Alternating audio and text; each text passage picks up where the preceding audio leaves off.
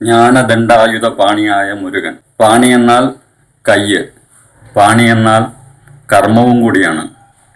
അങ്ങനെയുള്ള കയ്യും കർമ്മവും ചേർന്ന ആയുധം. ആയുധമെന്നാൽ സ്വയ സംരക്ഷണത്തിനാണ്, അതുപോലെ തന്നെ ധർമ്മ സംരക്ഷണത്തിനും കൂടിയാണ്. അങ്ങനെയുള്ള ദണ്ഡത്താലുള്ള ആയുധം.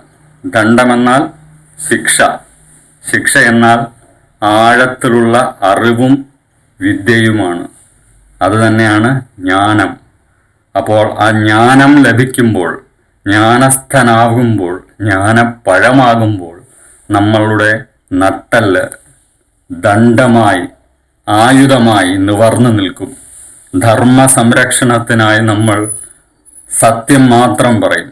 അങ്ങനെ നമ്മൾ ആണ്ടിക്കോലത്തിലെത്തുന്നു. പുറത്തുള്ള ഒരു തരത്തിലുള്ള ഐഡന്റിറ്റികളും, അതായത് അടയാളങ്ങളും നമ്മളെ ബാധിക്കില്ല. അങ്ങനെ നമ്മൾ ജ്ഞാന ദണ്ഡായുധ പാണിയായി മാറുന്നു. ജ്ഞാനയോഗവും ജ്ഞാനമാർഗവും കർമ്മയോഗവും കർമ്മയോഗിയുമായി നമ്മളും മാറുന്നു. അതാണ് ജ്ഞാനദണ്ഡായുധ പാണിയായ മുരുകൻ നമ്മളെ പഠിപ്പിക്കുന്നത്, ജ്ഞാനസ്ഥനാകാൻ.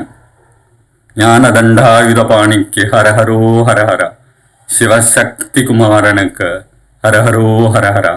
മുരുകാശരണം, അമ്മേ ശരണം.